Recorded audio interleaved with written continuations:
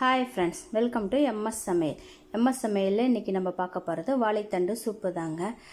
இந்த வீடியோவை பார்க்குறதுக்கு முன்னே இப்போ தான் நம்ம சேனலை ஃபர்ஸ்ட் டைம் பார்க்குறதுன்னா சப்ஸ்கிரைப் பண்ணிக்கோங்க ஃப்ரெண்ட்ஸ். கூடவே அந்த பெல் ஐக்கானை கிளிக் பண்ணி ஆளுங்கிற ஆப்ஷனை கொடுங்க. அப்போ தான் நான் போடுற வீடியோ உங்களுக்கு நோட்டிஃபிகேஷனில் வரும். இந்த வீடியோ ரொம்ப பிடிச்சிருந்தா வீடியோக்கு ஒரு லைக் கொடுங்க ஃப்ரெண்ட்ஸ். வாங்க வீடியோக்குள்ளே போகலாம்.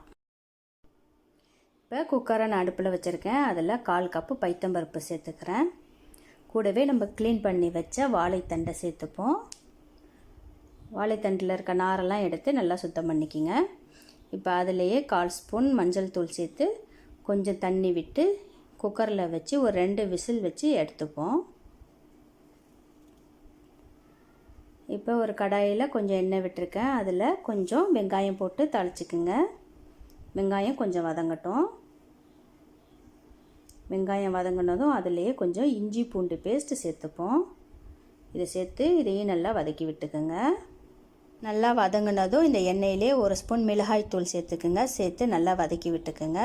இதை வதங்கினதும் நம்ம வேக வச்ச வாழைத்தண்டு பைத்தம்பருப்பை சேர்த்து கொஞ்சம் தண்ணி விட்டுக்குங்க. இப்போ இதுக்கு தேவையான அளவு உப்பு சேர்த்துக்குங்க. கொஞ்சம் தேங்காய் எடுத்துக்குவோம். அதில் 1 ஸ்பூன் சோம்பு சேர்த்து இதை நல்லா அரைச்சி எடுத்துகிட்டு வந்துடுவோம். அரைச்ச தேங்காய் பேஸ்ட்டை இந்த வாழைத்தண்டு சூப்பில் சேர்த்துப்போம்.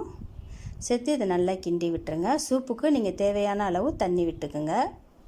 இப்போ இதை நல்லா கிண்டி விட்டுட்டு 2 ஸ்பூன் கடலை மாவு சேர்த்துக்கோங்க. அதில் கொஞ்சம் தண்ணி விட்டு கரைச்சி எடுத்துப்போம். இப்போ அதையும் இந்த சூப்பில் சேர்த்து கிண்டி விட்டுருங்க. இதை கிண்டி விட்டு ஒரு மூடி போட்டு மூடி வச்சுருங்க. இது நல்லா கொதிக்கட்டும். இப்போ இது நல்லா கொதிச்சிருச்சு. இதுக்கு கொஞ்சம் கொத்தமல்லி போட்டுங்க.